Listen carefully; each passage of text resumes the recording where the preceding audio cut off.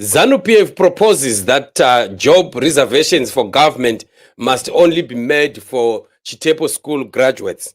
Family, when we look at where ZANU PF is going, the things that they are planning, and where the nation is heading to, especially when we consider the extremities that we are seeing ZANU PF beginning to plunge our country into, this is just beyond the beyond. Emerson Mnangagwa's issues of the 2030, also the planning of removing the Vice President Chiwenga, the plans that are also for employment to be only reserved for those that have gone through Chitepo School of Ideology, the idea of wanting to force Zimbabwean people to pay taxes, especially for their properties, and all the like. We are seeing that every day that passes by, ZANU PF is pushing us more and more into a corner. ZANU PF is making the life of Zimbabweans even more difficult by the day. And this is already showing that the escalation of dictatorship is becoming worse, and definitely something must happen. Otherwise, Zimbabwe will not be a country anymore. We are being taken to the gutters by ZANU PF. Newsday reports that ZANU PF provinces are pushing for a policy to have government jobs reserved for graduates of its propaganda institute, Chitepo School of Ideology. Just imagine,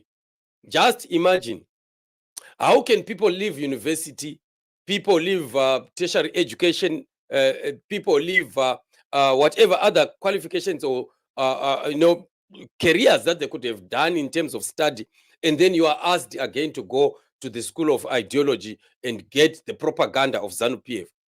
You'd ask yourself why ZANU PF wants to treat Zimbabwe as if it is a tuck shop of ZANU PF.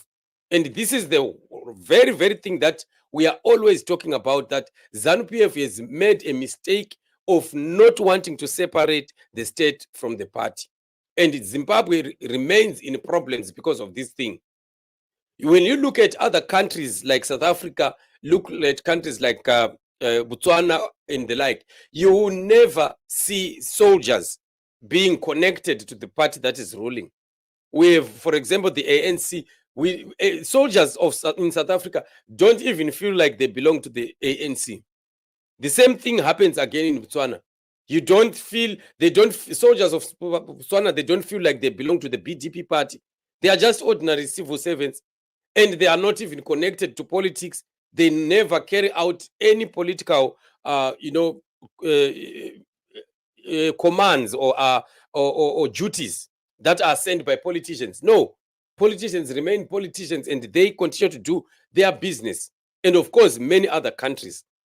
So our problem continues to be that which ZANU PF doesn't want to separate the state from the party. And now this is why they are now forcing people to do this. If ever there's going to be some kind of national youth service or whatever, it should never be attached to any party. It must happen independent of any party. But who will implement it in a country like Zimbabwe, where the government, which is supposed, or the state, which is supposed to do such programs, is now, captured by ZANU PF? We have seen countries like Nigeria. In Nigeria, it is a norm that people go through these youth services, but it is not attached to any political party. It is by the government of Nigeria. It is a state that does that. So this remains an issue, and this remains a problem that we continue to see escalating in Zimbabwe. And that is why our politics remains a problem, because those that are supposed to be saving the masses are now going to be doing whatever that they do in the name of the party or in the interest of a party. So that becomes a problem, because those that are not for that party, they will receive, a dummy. They are not going to be treated the way they are supposed to be treated, or given what they are supposed to receive, only because they are deemed to be members of the opposition. And this is one great problem that will need to be fixed. Zimbabwe definitely has to fix this problem. It's a big problem. So when we come into the great Zimbabwe, the new Zimbabwe that is coming, these are some of the issues that really need to be looked into. Zimbabweans must learn from the rot and the mistakes, misgivings of ZANU PF, and so that in the near future, when we now have a free Zimbabwe, we must be watching out for any such mistakes to ever happen again. Anybody who would want to bring such kind of ideas must quickly be quashed, so that the state remains clean, the state remains independent of politicians and political parties, and that becomes an institution that would care for everyone without looking or considering from which house somebody is coming. And that is the problem that we are facing. The food distribution in Zimbabwe, allocation of tenders, allocation of land in Zimbabwe is according to which house you are coming from. And all this is because ZANU PF has corrupted the state. So it's a big fight that we need to fight to make sure that we set the state free from politicians and we protect the state, the constitution, the institutions that are very vital, like the judiciary, the police, the military, security forces, and the like. They are supposed to be independent of any political party. Anyone who is appointed into those areas and they act politically are supposed to be dismissed. And even the constitution of Zimbabwe says so.